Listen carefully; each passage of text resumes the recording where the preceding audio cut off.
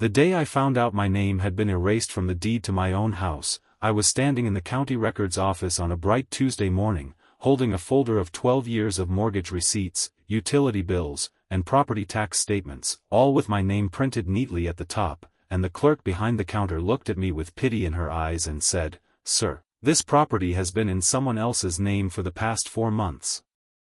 I felt the floor tilt beneath me.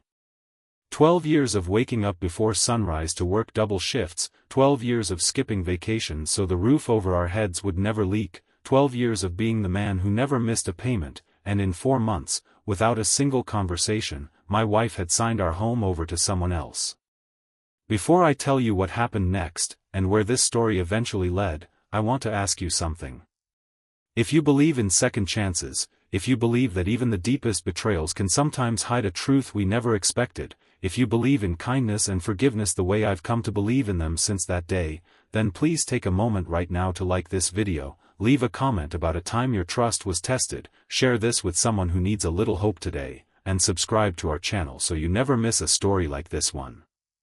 Our community has grown into something I never expected, a place where people share their pain and their healing, and every single one of you matters to this journey. Now let me tell you what happened, from the very beginning, because the truth was nothing like what I imagined standing in that records office with my hands shaking around a folder of paper that suddenly felt worthless. My name is Colton Ashford, and for most of my adult life, I believed that love was measured in reliability. My father had been a quiet, steady man who worked at the same steel plant for 31 years, who never raised his voice, who showed his affection not through words but through the porch light he always left on and the truck he kept running long after it should have been retired. I grew up believing that a man's worth was in what he provided, in the bills he paid and the roof he kept sound, and when I met Renata Hale at a community fundraiser 16 years ago, I fell in love with a woman who seemed to understand that same quiet language. She was warm in a way I wasn't, quick to laugh, quick to hug strangers at church potlucks, but underneath that warmth was a steadiness that matched my own, and I remember thinking, on our third date at a diner off Route 9, that I had found someone I could build an entire life with without ever needing to explain myself.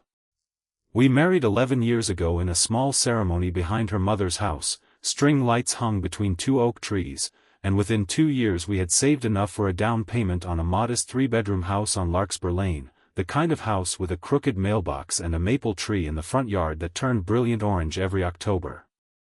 I remember signing the mortgage papers with Renata at the bank, both of our names side by side, and feeling like I had finally become the man my father had been, a provider, someone whose name meant something on a piece of paper that represented safety.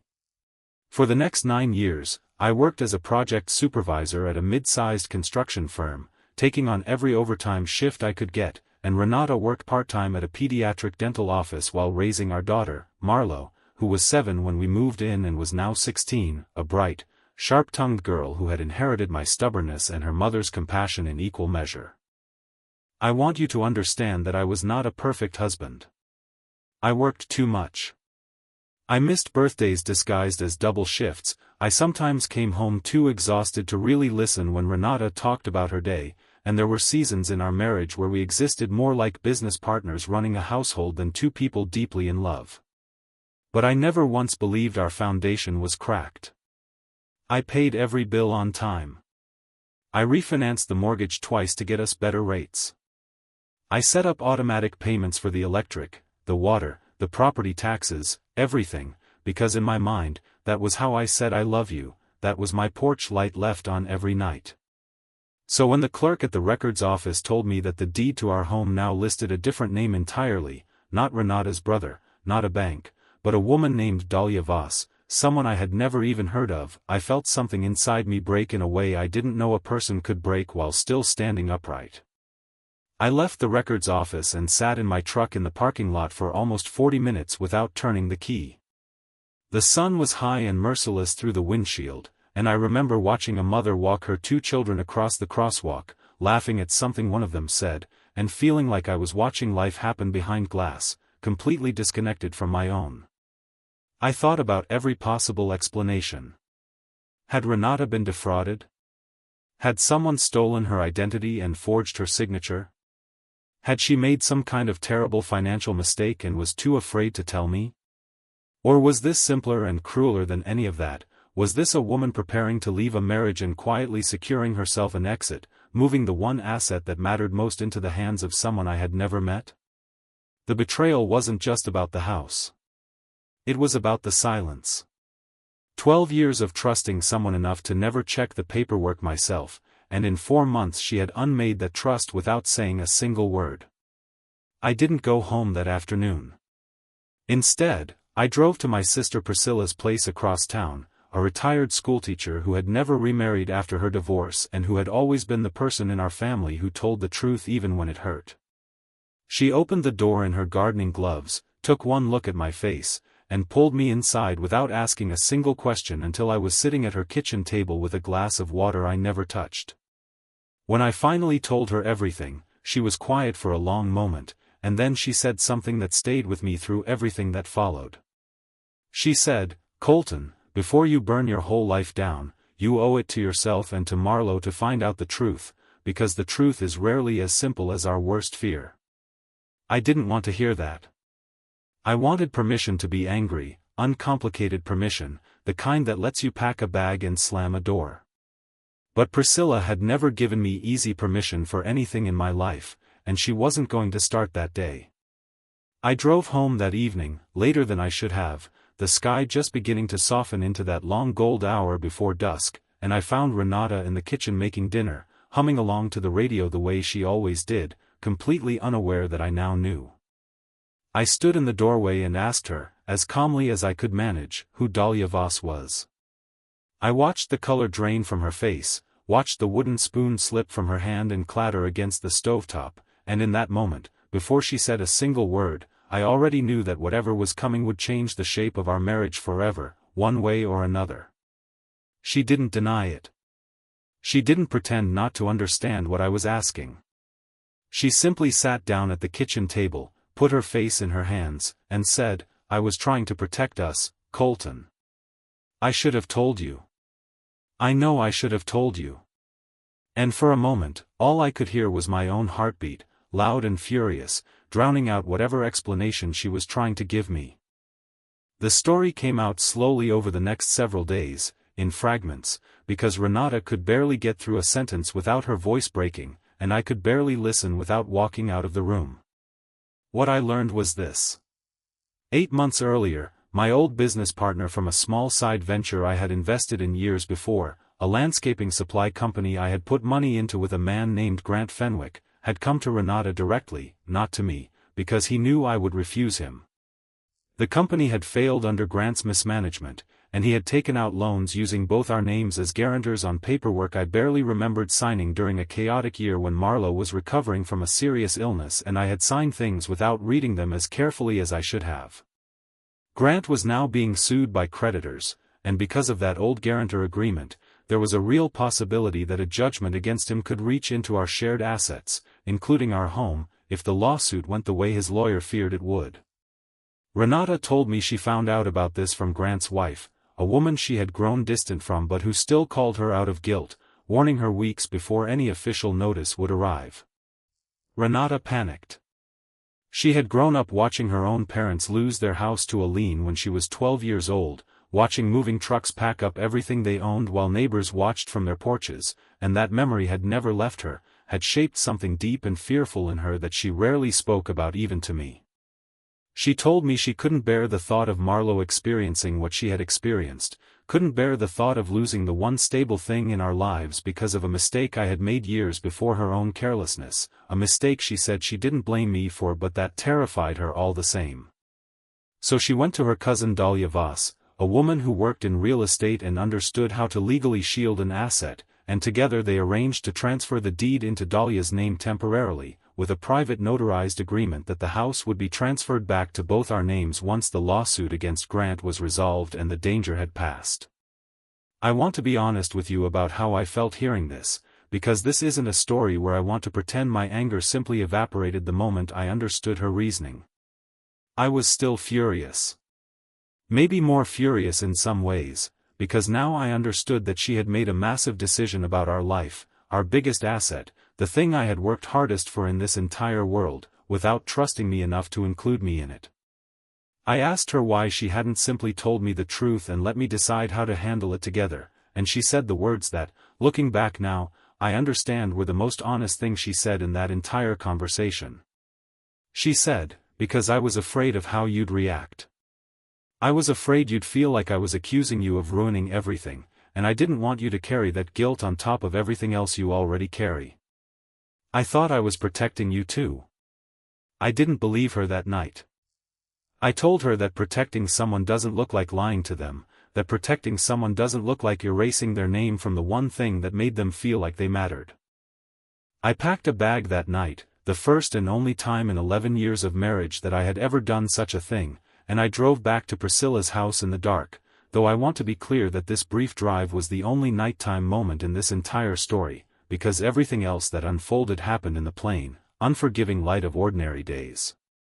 I slept on Priscilla's pull-out couch for the better part of 2 weeks, going to work each morning with my eyes swollen from lack of sleep, coming home each evening to a quiet house that wasn't my house anymore, at least not on paper, and I found myself doing something I hadn't done in years, which was praying, badly and clumsily, mostly just repeating the question of what I was supposed to do now.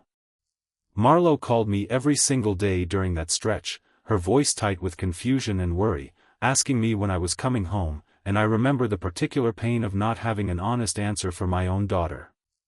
It was Marlo, actually, who forced the next turning point in this story, though she was only 16 and had no idea how much weight her words would carry.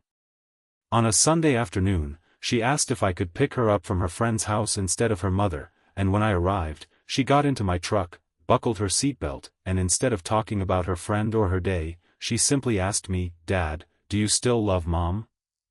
I didn't answer right away, because I honestly didn't know how to untangle the anger from the love in that moment, but she kept going, and what she said next has stayed with me every day since.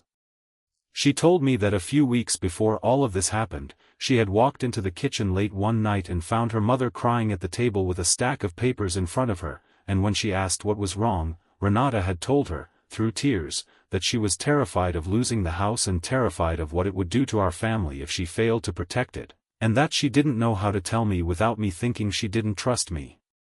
Marlo said she made her mother promise to tell me the truth soon, and that her mother had cried and said she would, that she just needed a little more time to figure out how to say it right. Hearing that from my daughter, in the plain light of a Sunday afternoon, sitting in a parked truck outside her friend's house, did something to me that all of Renata's own explanations hadn't quite managed to do. It made the fear real in a way I could finally see clearly instead of through the fog of my own hurt pride.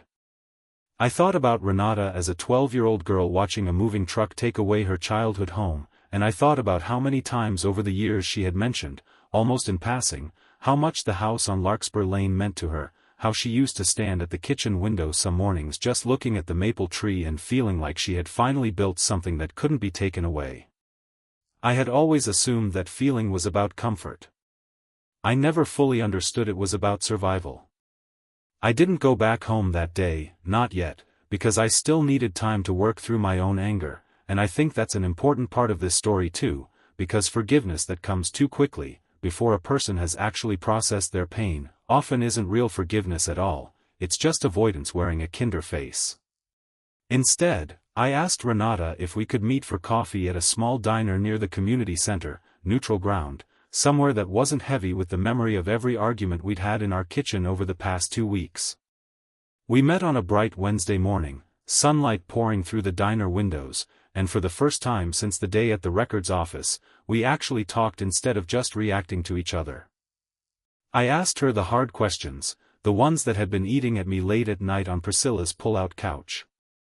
I asked her if she had ever considered simply telling me about Grant's lawsuit and letting us face it together as partners, the way we had faced every other financial hardship in our marriage.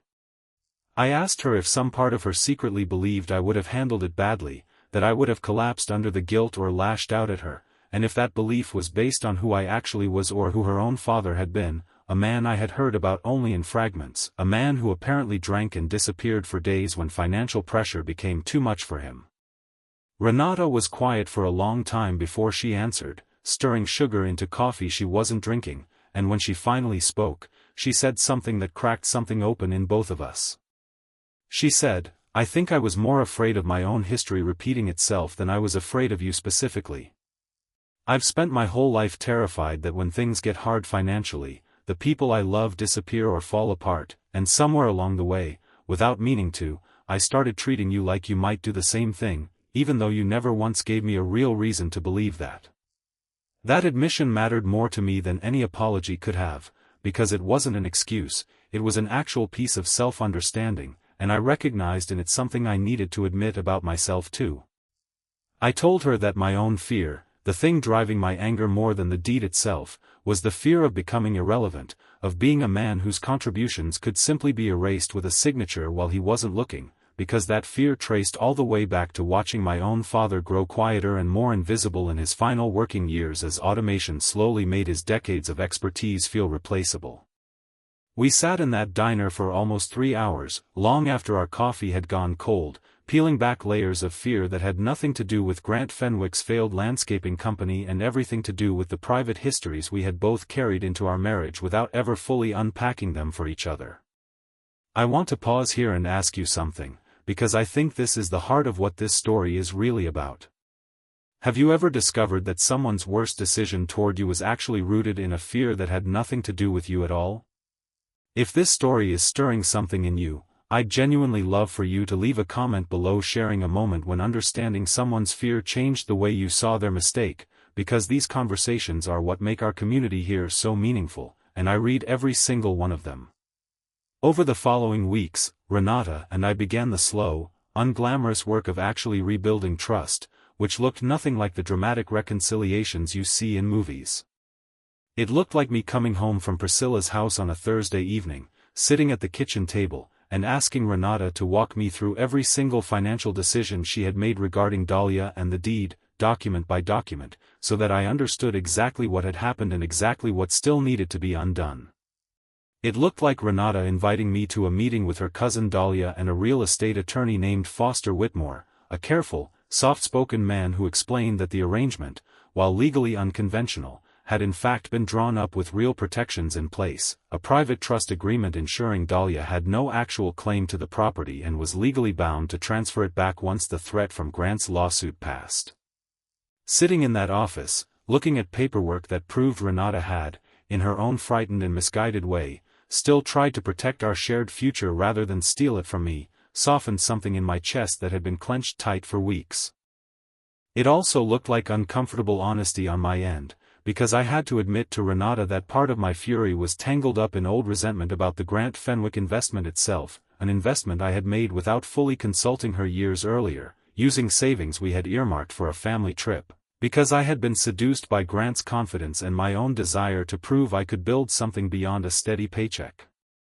I had never really apologized for that decision, had never acknowledged how it had put a silent strain on Renata for years, how she had quietly worried about our finances every time Grant's name came up in conversation, worries she had swallowed rather than voiced because she didn't want to seem like she was criticizing my ambition.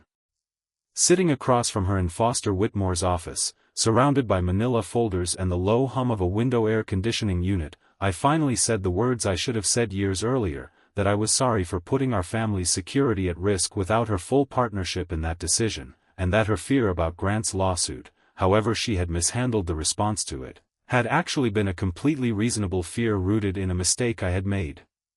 The lawsuit against Grant Fenwick was eventually settled out of court about 10 weeks after I first stood in that records office, and I remember the exact moment we found out, because it happened on an ordinary Tuesday afternoon while I was on a lunch break at a job site, sitting on the tailgate of my truck eating a sandwich, when Renata called and told me Foster Whitmore had just phoned to say the creditors had accepted a settlement from Grant's remaining assets and had formally released any claim against guarantors, meaning the shadow that had hung over our house for months had finally lifted. I drove straight to Dahlia Voss's office that same afternoon, and the three of us, Renata, Dahlia, and I, sat together while Foster Whitmore prepared the paperwork to transfer the deed back into both our names, the way it had been for 9 years before any of this began. I remember Dahlia, a woman I had originally resented without ever meeting, apologizing to me directly, telling me she understood how frightening it must have been to discover her name on our home, and explaining that she had genuinely believed she was helping a scared cousin protect a family, not participating in any kind of betrayal. I found, sitting there in that office with the afternoon sun slanting through the blinds, that I no longer had the energy or the desire to hold on to anger toward a woman who had simply tried to help. Signing that new deed felt different than signing the original one had felt 11 years earlier. The first time, I had been a younger man convinced that a piece of paper with my name on it was proof of my worth, proof that I had become someone solid and dependable, someone whose father would have been proud of. This time, holding the same kind of pen over the same kind of paper, I understood something I hadn't understood before, which was that the house itself had never been the thing that mattered. What mattered was the woman sitting beside me who had been terrified enough of losing everything that she made a desperate, flawed decision to protect it, and what mattered was that we had found our way, through weeks of hard, uncomfortable, necessary conversation, back to a place where we trusted each other enough to face fear together instead of separately. I moved back into the house on Larkspur Lane on a warm Saturday morning in early autumn, the maple tree in the front yard just beginning to turn that familiar brilliant orange, and Marlo met me in the driveway before I had even finished unloading my truck, wrapping her arms around my waist the way she used to when she was small, and I remember standing there in the driveway with my daughter holding on to me and my wife watching from the porch with an expression I can only describe as cautious hope, that I had been given something I hadn't fully appreciated the first time around, which was a second chance to build a marriage on honesty instead of just reliability. Because I realized, somewhere in those difficult weeks, that I had spent 11 years believing that paying bills and never missing a payment was the same thing as intimacy, when really it had only ever been the scaffolding, and the actual house, the actual home, had to be built out of the harder material of shared fear and shared truth. In the months that followed, Renata and I did something we had never done in our entire marriage, which was start seeing a family counselor together, a calm, unhurried woman named Bettina Roswick who worked out of a small office above a bakery downtown, and every Thursday afternoon we would sit in her office and slowly, deliberately, learn how to talk about money and fear and history without either of us shutting down or lashing out. I learned that Renata's silence during the Dahlia situation hadn't been about deception as much as it had been about a lifelong pattern of handling fear alone, a pattern she had developed as a child when there was no one safe to share her fears with, and Renata learned that my anger in those first weeks hadn't just been about the deed, it had been about a lifelong fear of becoming invisible the way I watched my father become invisible, a fear I had never once spoken aloud to anyone, not even to her, in 11 years of marriage. We also, and I think this part matters as much as anything else in this story, sat Marlo down together and had an honest conversation with her about everything that had happened, because she had witnessed enough of the tension and the separation that we owed her the truth rather than a sanitized version of events. I remember telling her that adults make mistakes, sometimes big ones, and that the measure of a marriage or a family isn't whether mistakes happen but whether people are willing to do the hard work of repairing what's broken instead of walking away from it. Marlo, who has always had a wisdom beyond her years, told us that watching us work through it, rather than simply watching us pretend everything was fine, had actually taught her more about what real love looks like than any easy, conflict-free version of our marriage ever could have. She said something that afternoon that I've carried with me ever since, sitting at our kitchen table with the late afternoon sun coming through the window over the sink, the same window Renata used to stand at as a young mother looking out at the maple tree. She said, "I used to think love meant never being scared. Now I think it means being scared together instead of scared alone." I don't think either Renata or I said anything for almost a full minute after she said that, because there wasn't anything we could have added that would have made it any truer. If this story is touching something in you right now, I want to gently ask you to think about the lesson underneath all of it, and before we get to the end, I'd love for you to leave a comment sharing what you think real trust actually requires, whether it's honesty even when it's frightening, or patience even when you're hurt, or simply the willingness to ask why before you assume the worst. Your comments genuinely shape the kind of stories we bring to this channel, and this community has become a place of real reflection because of the honesty so many of you bring to these conversations. It's been almost 2 years now since the day I stood in that records office holding my folder of receipts, and the house on Larkspur Lane looks much the same as it always has, the mailbox still slightly crooked despite 3 separate attempts to fix it, the maple tree taller now, its roots pushing gently against the edge of the front walkway. But so much else has changed beneath the surface of our ordinary days. Renata and I still see Bettina Roswick once a month now instead of every week, not because we're avoiding hard conversations but because we've built enough of a foundation that we no longer need a guide for every single one of them. We talk about money now the way we should have been talking about it all along, sitting down on the first Sunday of every month with coffee and a simple notebook, going through bills and savings and fears together, out loud, in the daylight, instead of carrying them silently and separately the way we both used to. Grant Fenwick, for what it's worth, eventually reached out to me about a year after everything settled, not to apologize exactly, but to let me know he was rebuilding his life after the business collapse, working as a warehouse manager in another town, and something in me, something I wouldn't have expected 2 years ago, allowed me to wish him well without any bitterness at all. I think that surprised me more than almost anything else in this whole story, discovering that the anger I thought would define me for years actually dissolved once I understood the fuller truth of what had happened and why. Marlo turned 18 this past spring, and during her graduation party, held in our backyard under string lights not unlike the ones at our own wedding all those years ago, she stood up with a small glass of sparkling cider and gave a toast that had absolutely nothing to do with graduation and everything to do with us. She told the gathered relatives and neighbors that the greatest thing her parents had ever taught her wasn't how to be responsible or how to work hard, though we had certainly tried to teach her both of those things. She said the greatest thing we had taught her was what it looked like when two people chose honesty over pride, when they chose to stay and untangle a hard truth together instead of walking away from each other in anger. I looked over at Renata while Marlo was speaking, and she was already looking at me, her eyes bright with tears she wasn't bothering to hide, and I reached over and took her hand under the table the way I used to when we were newlyweds, before either of us had learned yet how complicated the work of loving someone for a lifetime would actually be. I think about that day in the records office often, not with the raw fury I felt at the time, but with a strange kind of gratitude that surprises me even now. Because if Renata had never made that frightened, imperfect decision, we might have gone on for years the way we had been, dependable but not truly known to each other, paying every bill on time while quietly avoiding the deeper fears that shaped both of us.